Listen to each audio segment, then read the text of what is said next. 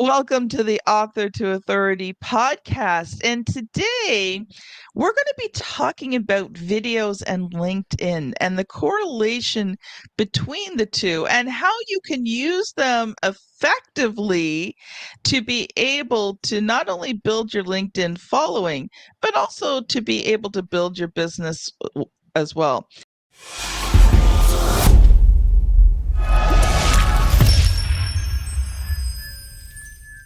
And I want to welcome Chris to the show. He's a video producer with over 20 years of experience in the industry.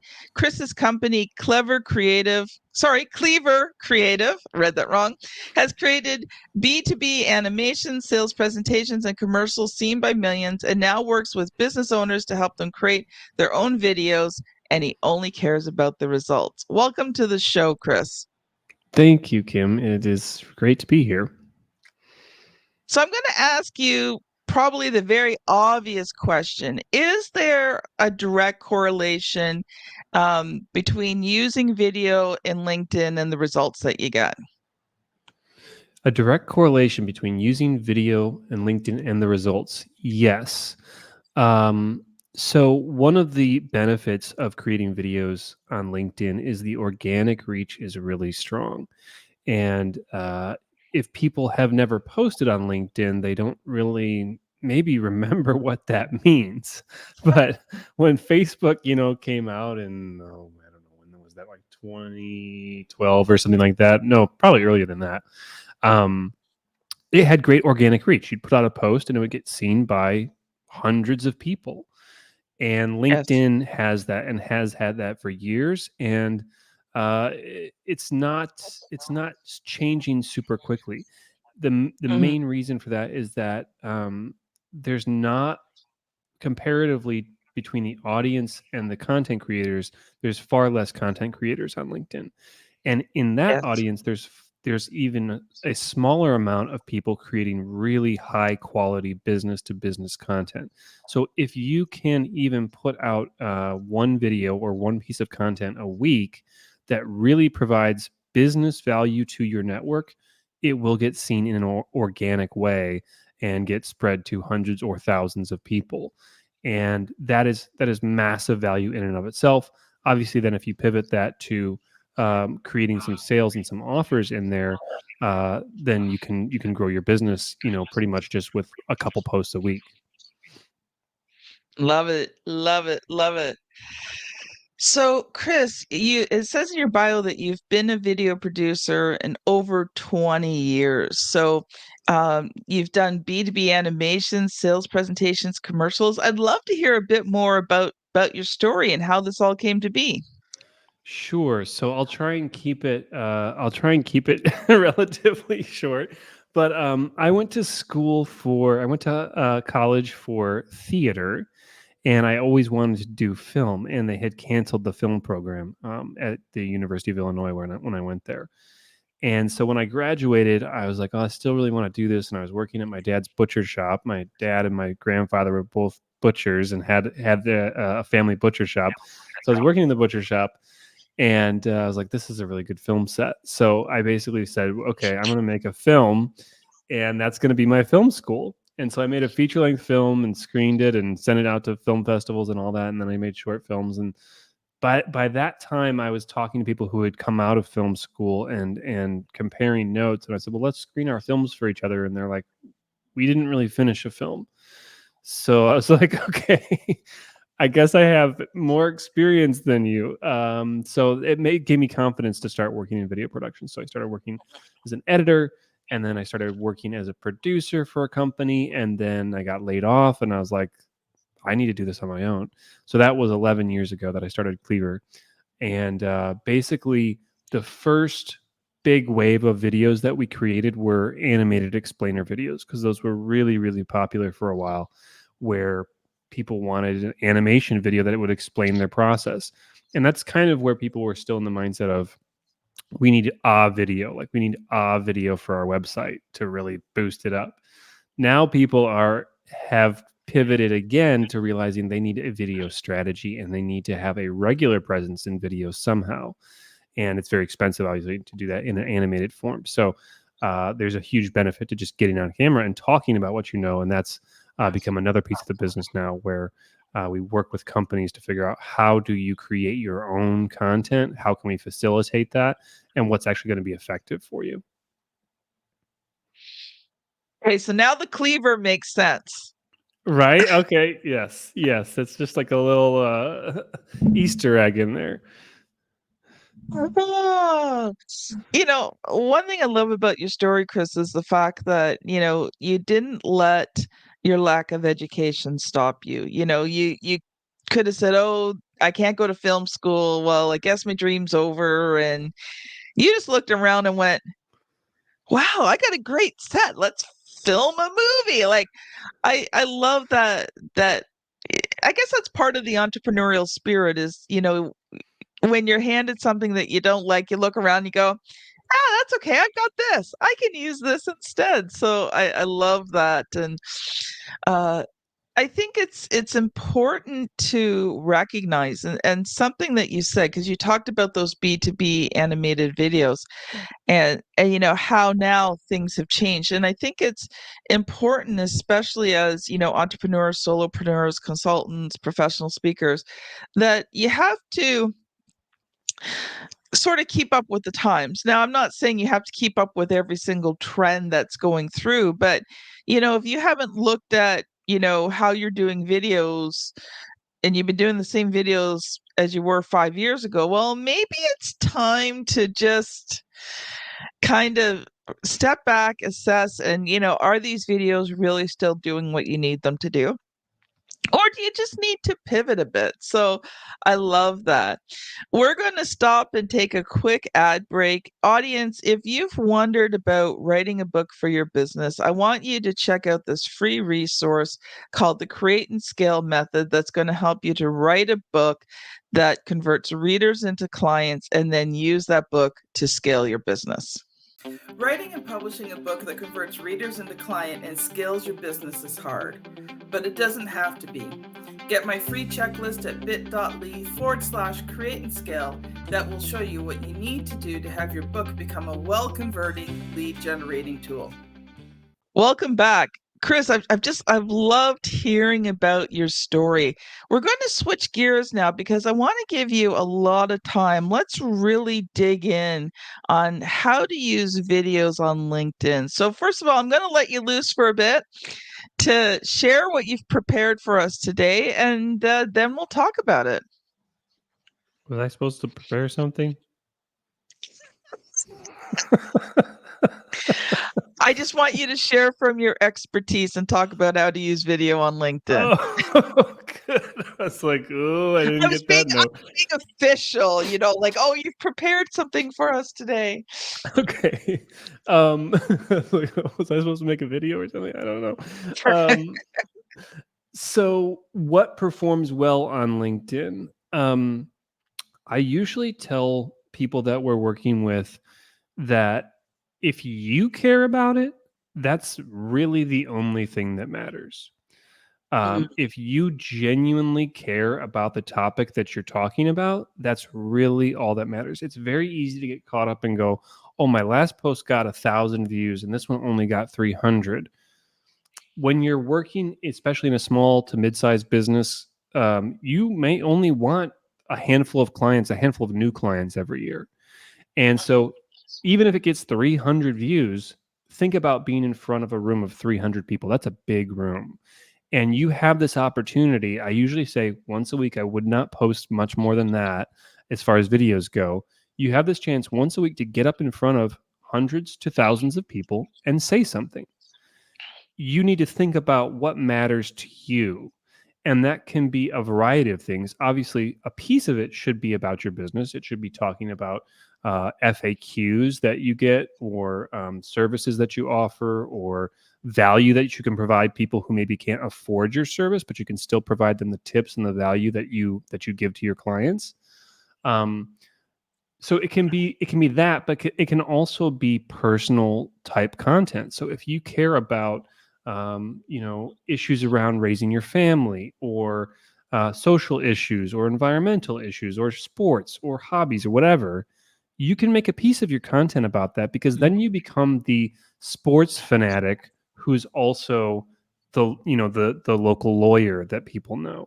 And the people who don't need a lawyer right now but are sports fanatics in the same team that you root for, they're going to follow your content for the sports because they're going to agree, disagree, want to engage with you on that. And then you become top of mind when it's like, oh, my buddy needs a lawyer. I know this great guy on LinkedIn. So uh, it's basically follow that rule of thumb, try and provide value. But generally, if you genuinely care about what you're talking about, that's the only thing that really matters, because people will feel that when they see the video. Mm. I've never heard it explained that way before, Chris. Everybody, I always hear, you need to know your target market. You need to know what their problems are. You need to speak to their problems. You need to provide the solutions. You need to. And I love the fact that you just said, talk about what you care about. And I think that's so true because when you care about something, the passion for it comes through. It comes through in your voice, it comes through in your body language. It enhances the video as opposed to just talking about something you really don't care about because you think it's going to be popular, and try to add a little inflection in your voice so people don't know how bored you are talking about something you really don't care about in the first place. Right. It's transparent when someone is just trying to do something to get views and to get reactions. And it can work, right? Like, it can work for the short term, but you really do have to think about it from a long-term strategy. And what I have found is, for our clients, that a lot of the times they're getting a new sale or a new customer, it might be somebody that's been in their network for years, and they have Mm, been seeing their content for years. But that's the nature of B2B. Somebody moves to a new company, gets a new position, and goes, now I have the budget that I can work with this industrial engineering consultant. mhm, Awesome. But it took, like, one of my clients said, like, one of his sales that he made last year, he's like, I met this person 4 years ago once at a networking meeting, and people don't remember you 4 years, 4 years ago if they met you once. But because he kept showing up on video, it's like he was meeting her every single week. So you just have to think about it from that perspective of, when you go to a networking event, you don't expect to make a sale the first time. You might make a sale after 6 months, after a year or more. And you have to just build it into your strategy and realize, I'm going to have to show up for people every week, bring my best content, bring my best ideas, and that will pay off over time. mm. So I was just thinking about that, and I think, the word for that is just the consistency factor. Yes, I And try and remind people, like, go ahead. consistency plus quality equals growth. If you have any Mm, pieces of that equation, and the higher the consistency, the higher the quality, the more you will grow. It's just, but the consistency is the biggest piece. Well, they're equal, I guess, but I think people do have a hard time with that, because they get a boost when they first start, and people are like, "Oh my gosh, you're putting yourself on video. This is so great." And then they go for a couple months and they go, "I'm not getting the same reach." I'm like, "Right, but look at the views. Did you still get a couple hundred views? That's a lot of people. That's a lot of people." yeah. So, yeah, you just have to kind of keep it all in mind and not get too caught up on, like, well, this performed really good last time. Why isn't this one performing as good? So you talked about two things, consistency and growth. And the thought I had about that was, you know, consistency and quality equals growth. Well, you're not going to get the quality until you do the consistency.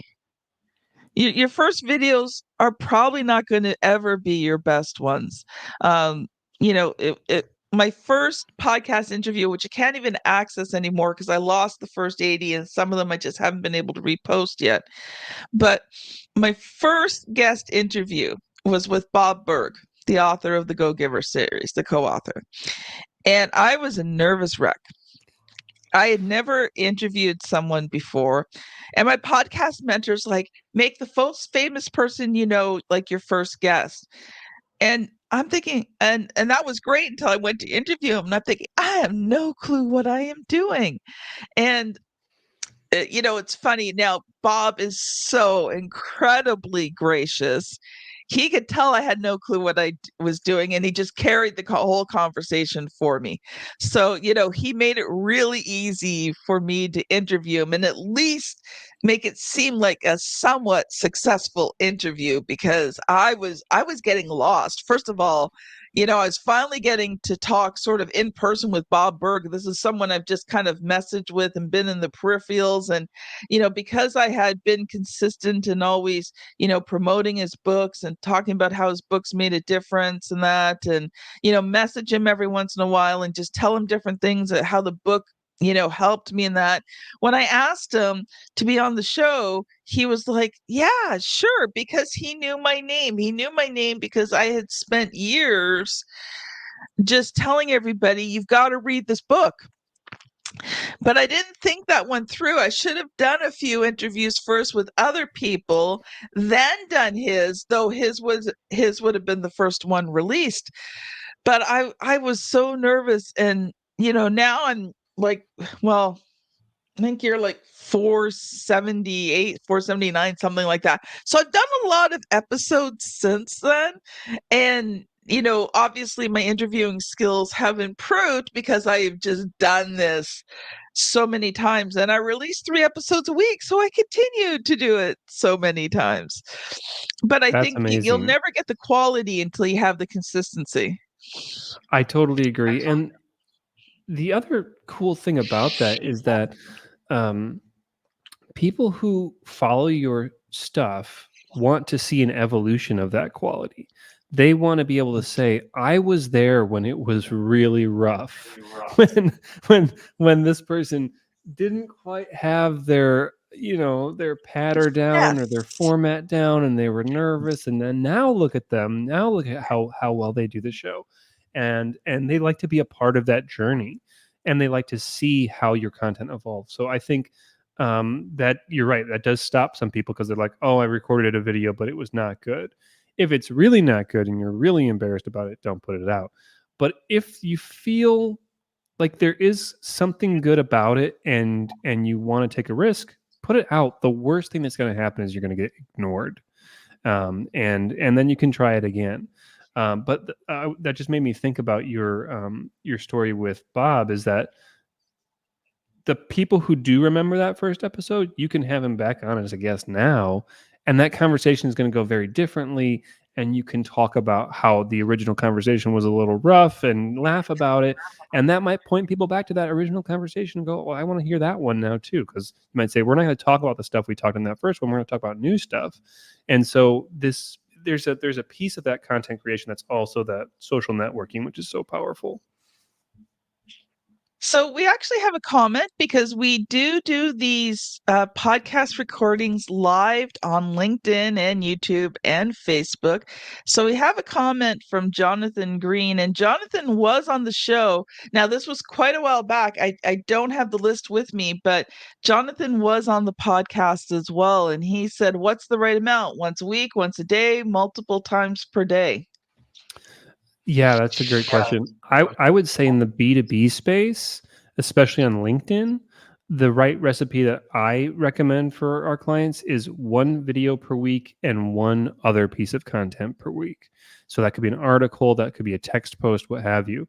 And usually I would break that up into the video at minimum should bring the know and like element of what you want to communicate to people. So that's where it can be those affinity topics where it's like, I'm going to do, if I've got 4 videos this month, maybe I'm going to do one video about the Australian Open, the tennis match that's going on.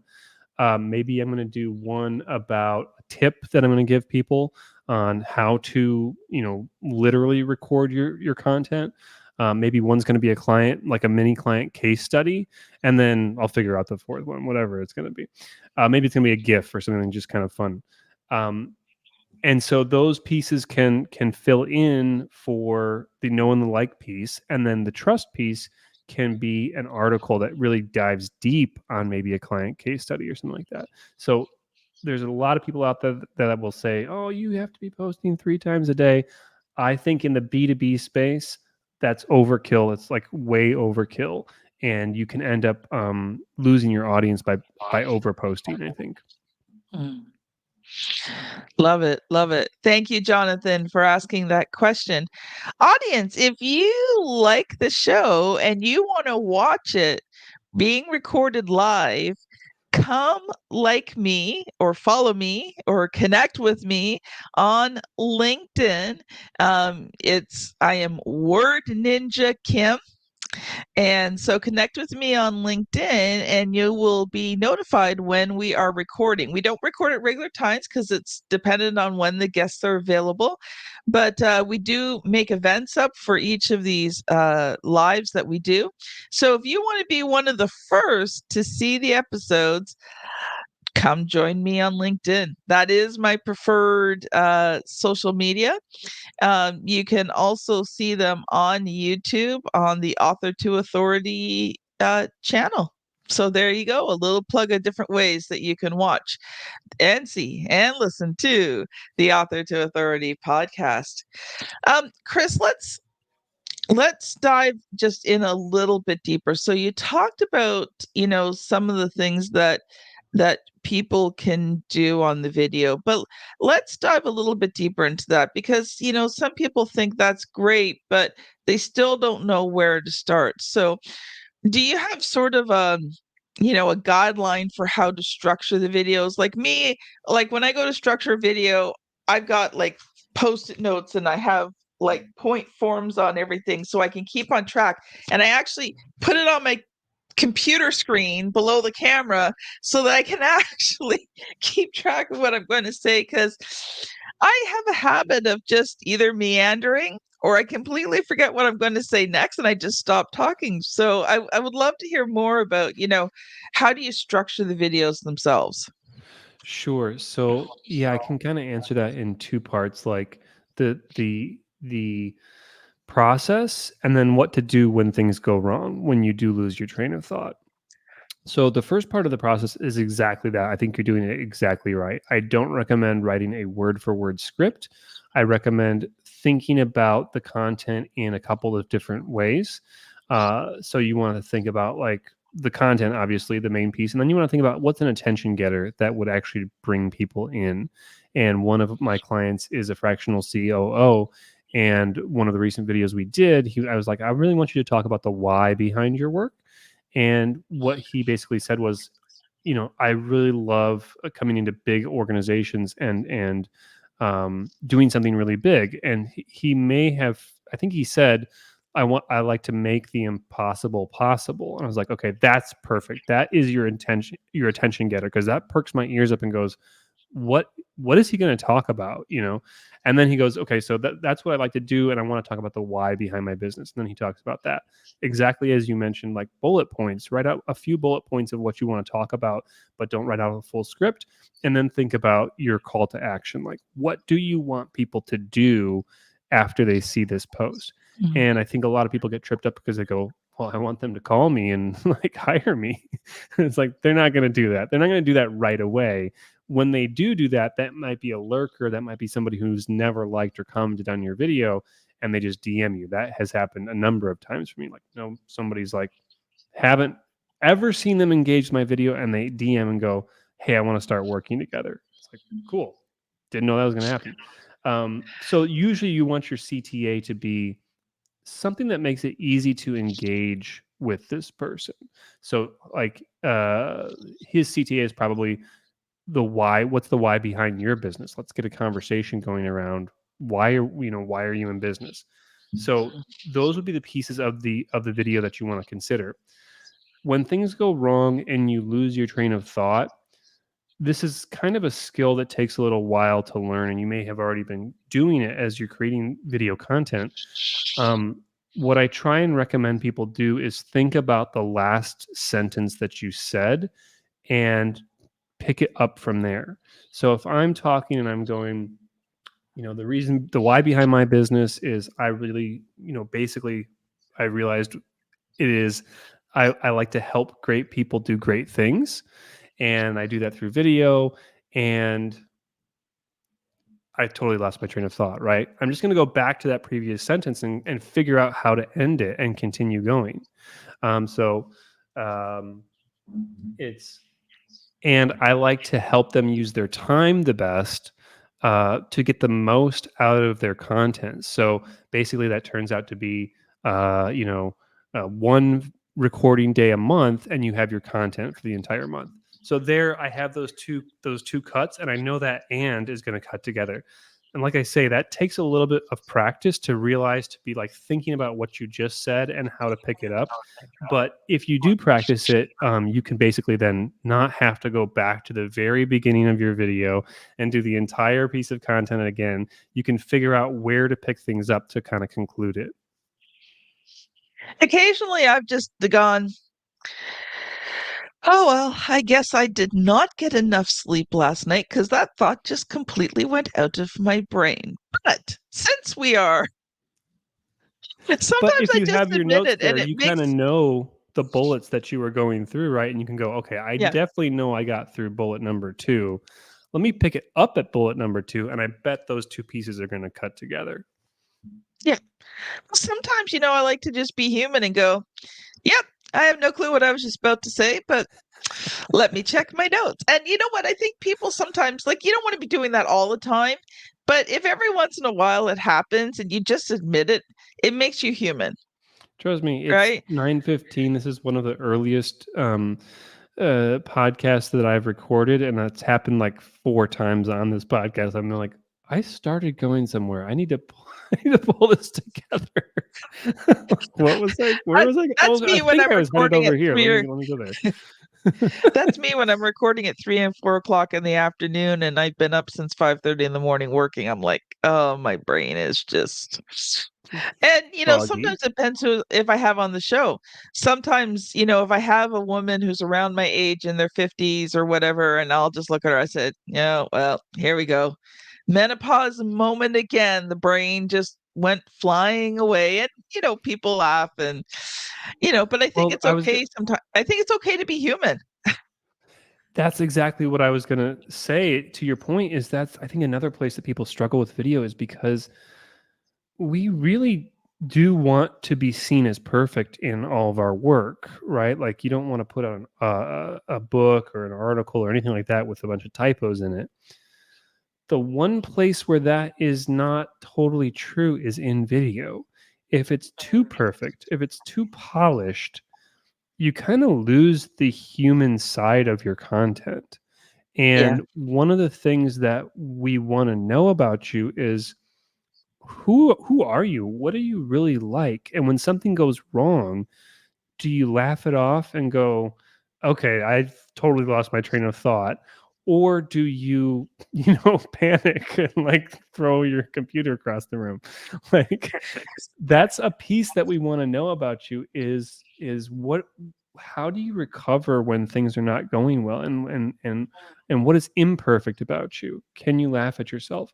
So I think the more you can bring an element and be comfortable with imperfection, the better your content actually ends up being in video form, which is like very counterintuitive to most business people and most people really in general. Chris, I have enjoyed today's conversation. So, what I would love for you to do is to give one final thought. And if the audience wants to connect with you, how can they do that?